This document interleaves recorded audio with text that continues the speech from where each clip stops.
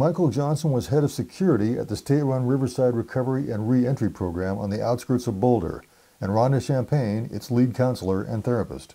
They are co-authors of the just-published book, Correcting Treatment in Corrections, which relates how the Riverside program began in 2016 and then came to a sudden end 2.5 years later.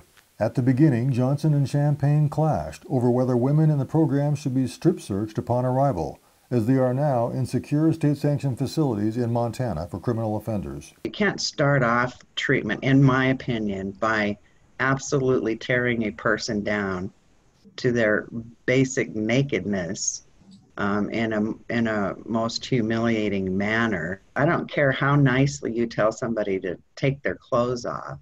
That's not treatment. Johnson and his boss agreed to waive the policy, and he says that change was a key to the program's success. They respected that so much that we didn't do that. They managed themselves.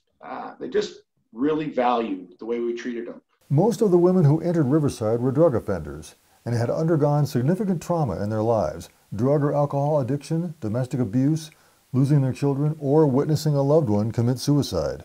Champagne said Riverside focused on addressing that trauma and rebuilding the women's confidence and self-esteem without an emphasis on punishment.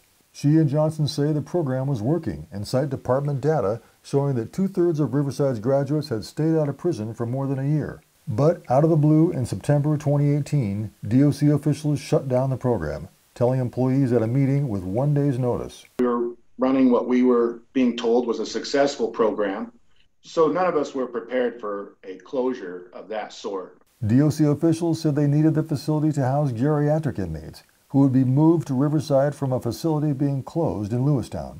And they told employees Montana already had 2 treatment programs for women inmates run by private contractors and didn't need a third one. Johnson said he and Champagne and also the legislative auditor began examining some of those contracts. Those contracts are absolutely what closed down a program that was doing very well and meeting Department of Corrections goals, reducing recidivism, reintegrating people back into the community successfully, stronger, overcoming their addictions and overcoming their traumas. So what's in those contracts? Did they play a role in the closure of Riverside? And how do they shape correctional policy in Montana? We'll take a closer look at those questions tomorrow. Reporting from Helena, Mike Dennison, MTN News.